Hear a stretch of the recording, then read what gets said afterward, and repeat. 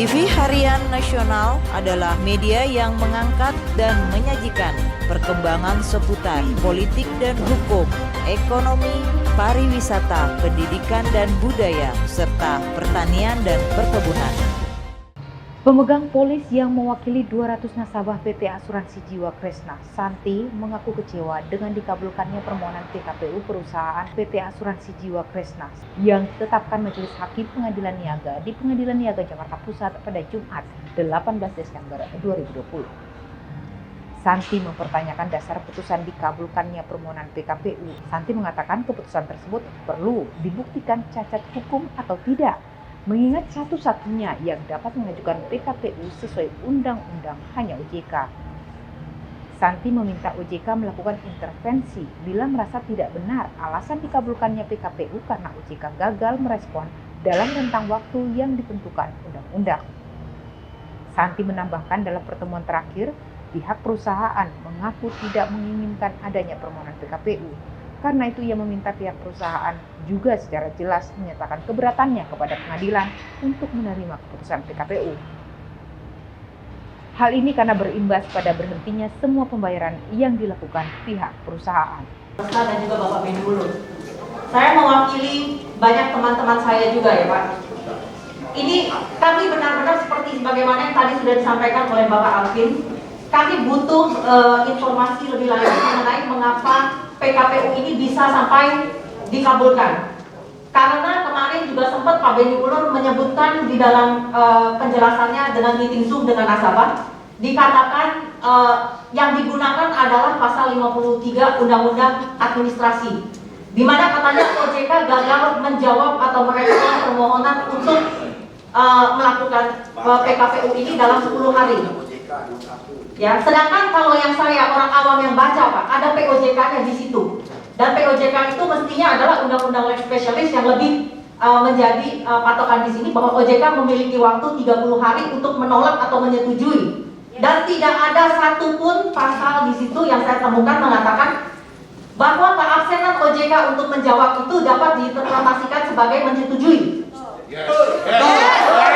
Jadi saya juga mungkin kepada teman-teman di sini yang bingung terhadap sikap Kresna, karena kami kemarin baru tanggal 15 lalu bertemu langsung dengan Bapak Kurniadi dan beberapa direksi lainnya.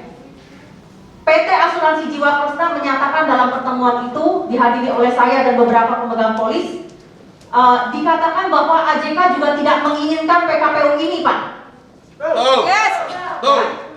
Karena PT AJK ini juga sedang berusaha atau berupaya untuk melaksanakan pembayaran PKB yang mana karena sudah keluar putusan setelah ini terpaksa dihentikan.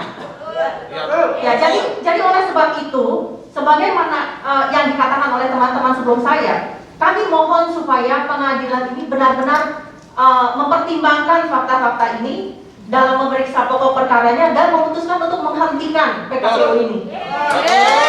Itu saja yang saya sampaikan. Terima kasih.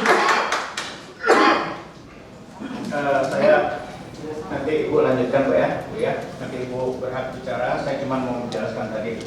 Pertanyaan saya tadi sebetulnya bukan membatasi. Ini kita koreksi ya. Kita sama-sama punya etikat baik. Itu saya cuma mau menawarkan kira-kira berapa orang yang kita mau kasih ruang bicara. Hanya itu sih. Silakan Bu, lanjutkan Bu. Ya, terima kasih. Sidangannya mengecewakan Pak. Soalnya tadi kami baru beberapa pertanyaan, baru jam 10.25 itu dikatakan katanya langsung dikaitkan bahwa ini abis ini mau ada reses gitu. Ya, jadi kemudian tadi kami hanya minta untuk membacakan apa yang menjadi dasar putusan pun ditolak sama mereka gitu. Mereka tidak bersedia membacakan dengan alasan silakan dicari aja sendiri gitu putusannya. Karena kan kami yang menjadi pertanyaan terbesar dari pemegang polis itu kan kenapa sampai bisa dikabulkan PKPU ini? Karena kan itu menjadi sesuatu yang menurut kami perlu dibuktikan apakah cacat hukum atau tidak gitu keputusannya. Karena kan di mana-mana seperti yang banyak teman-teman ketahui di dalam juga diutarakan yang menjadi satu-satunya pihak yang berhak untuk mengajukan PKPU itu sebenarnya adalah OJK. Nah, terus kenapa ini ternyata bisa dikabulkan gitu? Nah, kemudian kemarin sempat dari pengacara pemohonnya itu mengadakan Zoom meeting dengan kami menjelaskan bahwa alasan dikabulkannya itu karena OJK gagal untuk memenuhi, gagal untuk merespon dalam waktu yang ditetapkan undang-undang. Makanya tadi saya pertanyakan di situ, Pak. Karena setahu saya dalil yang mereka pakai itu adalah karena si OJK tidak merespon, dianggap menyetujui gitu.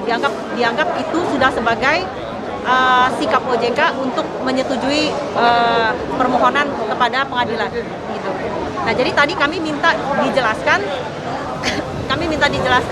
apa sih yang menjadi dasar dikabulkannya PKPU ini gitu. Karena pihak perusahaan itu sebenarnya dalam pertemuan terakhir kami, pihak perusahaan mengatakan mereka sebenarnya juga tidak menginginkan PKPU ini, Pak, gitu.